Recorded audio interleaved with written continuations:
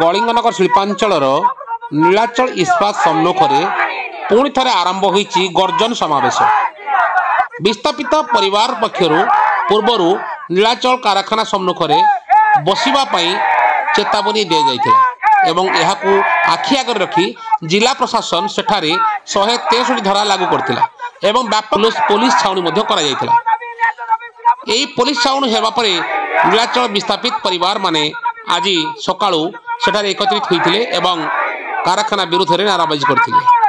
कारखाना वंशानुक्रमिक भाव में नियुक्ति दाबी से मुख्य दाबी रही आसी जहां प्रशासन पूरण कर पारना बारंबार आलोचना कौन निष्कर्ष बाहरी पारना। देखो जिला प्रशासन 163 धारा से निजस्व से जो आईन श्रृंखला परिस्थिति किसी उपजीव से भाया किसी जदि अनुभव करती से लगे। आमर जो समस्याटा हूँ विगत फेब्रुआरी 9 तारिख रु आम आंदोलन बसलु खरा वर्षा 120 दिन आंदोलन बसला जिला प्रशासन निर्वाचन को आखि आगे रखिकी सी कहले निर्वाचन आखि आगे अच्छी किसी विशृंखला परिस्थिति सृष्टि हे तेणु आम तुम समाधान करूँ आलोचना मध्यम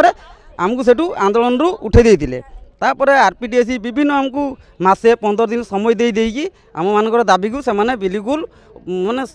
ये करना सुधार ना सब अणदेखा कर अनेक भाई माने आज हंतसंत अवस्था अच्छी दयनीय अवस्था अच्छा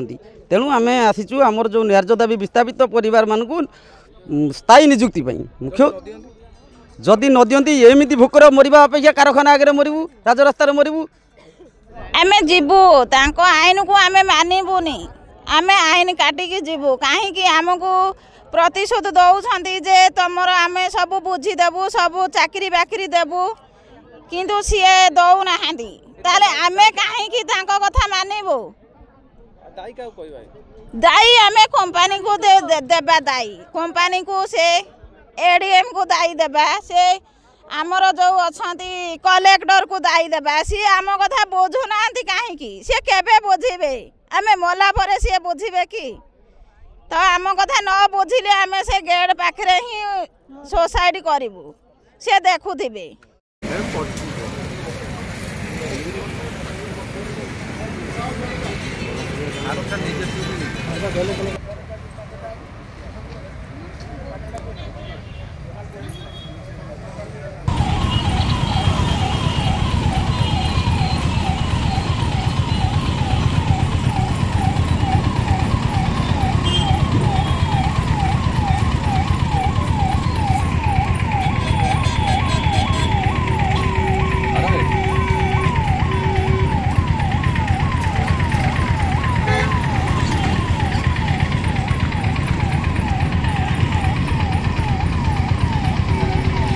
फ्लैग मार्चिंग